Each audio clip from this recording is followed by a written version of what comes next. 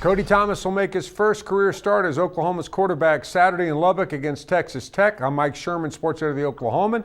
Here to talk to us about the big change at quarterback is OU beat writer Ryan Aber. Ryan, how bad is the injury to starter Trevor Knight? Well, I don't think it's necessarily extremely bad looking forward, but it was certainly scary when it happened, and they certainly want to be very cautious about this moving forward. And also, I think it says something about the quality of the opposition that they'll be playing the next few weeks. There's a good chance, I would imagine, that Cody Thomas could be their quarterback for a couple of games at least as Trevor Knight recovers from this. Let's start with Trevor Knight before we fill in about Cody Thomas. He was hit against Baylor late in that game, carried from the field on a stretcher. After the game, the x-rays were negative. Why do you think it's a neck injury and it's this time of cautiousness? Why do you think they're being so cautious, not even playing him though Saturday?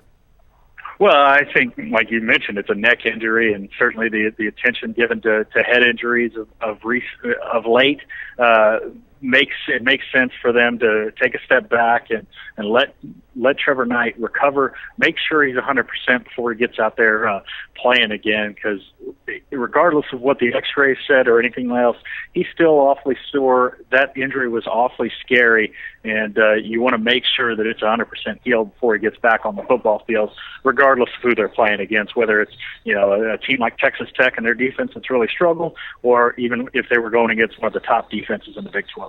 Ryan, we've seen glimpses of Cody Thomas the last couple of weeks against Kansas State. He came in on a drive, closed a scoring drive with a handy nab of a high snap that the Sooners went ahead and scored on, played last week. But you have seen him before this. You and Jason saw him down at Colleyville, Texas when he was a high school quarterback. How's he different from Trevor Knight?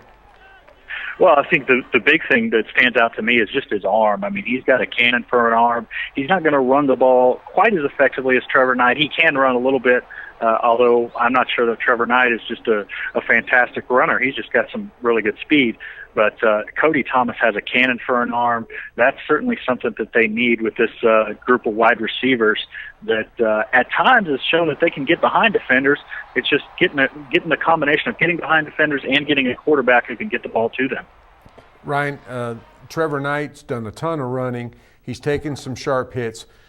Against Texas Tech, a team that's really given up the yardage rushing every game, are we going to see a scaled-down game plan where the Sooners come out with their really strong three running backs and try to hammer Tech?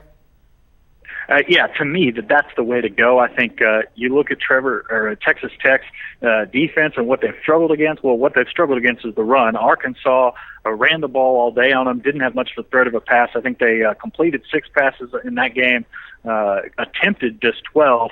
And with OU, with the group of running backs that they have, with Samaje Perine, Alex Ross, Keith Ford, the key for them is just pound the ball on the ground. I don't think they're going to ask Cody Thomas to do a ton in this game other than hand the ball to those 3 guys.